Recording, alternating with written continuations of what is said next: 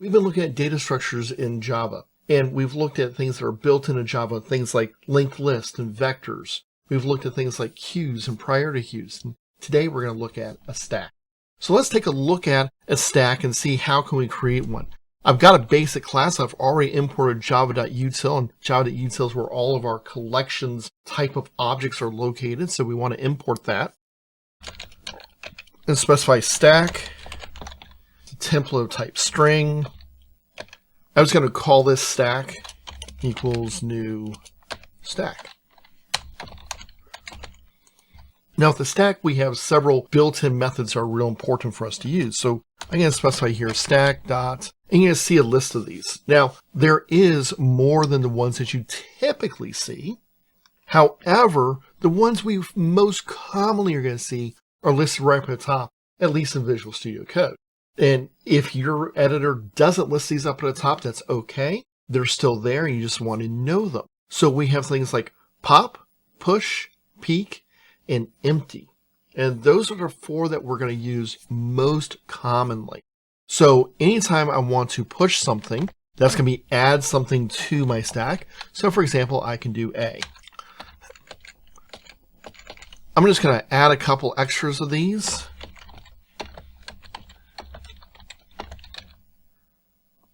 And anytime I want to add an item, this is how I'm going to do it.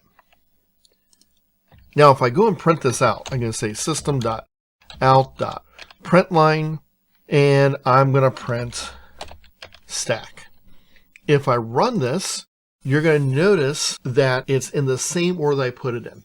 Why? Well, a stack is extending a vector. And so vectors, they're dynamically sizable. They can grow, which is great for us.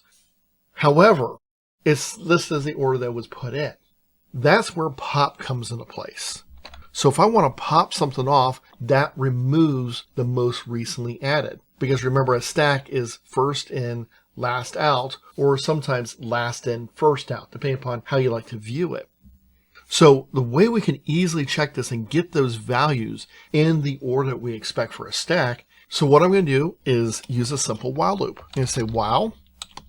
And you use the bang or exclamation point. This is for not stack.empty. Okay. So empty is we're just checking and say, hey, am I empty? It's a Boolean value. So if I'm not empty, string s is going to equal stack.pop. And then I can say system.out.println s. So here we're using push, we're using empty, and we're using pop in this very simple example. This is 3 of the 4 most common methods that you'll see with a stack. And you'll notice that it pops off in the reverse order that was put in. That's exactly what we expect for a stack. Okay. Now, typically in a stack, we're going to push a couple, we're going to pop a couple, we're going to push a couple, we're going to pop. We're going to be going back and forth. This is just a really, really simple example here. So what about that fourth one? Well, that fourth one is peek. And peek just lets us look at, hey, what's the next one that's going to be popped off? It doesn't remove it. Now remember, pop is going to remove that element from our stack. Peek just lets us see what that first one is. So this is a real simple example that you can kind of see of how to use a stack inside of Java. Now, we have other information if you want to look at it in the pinned comments about how to do a stack and build your own. Stay tuned and look for other examples of how to use different data structures built into Java.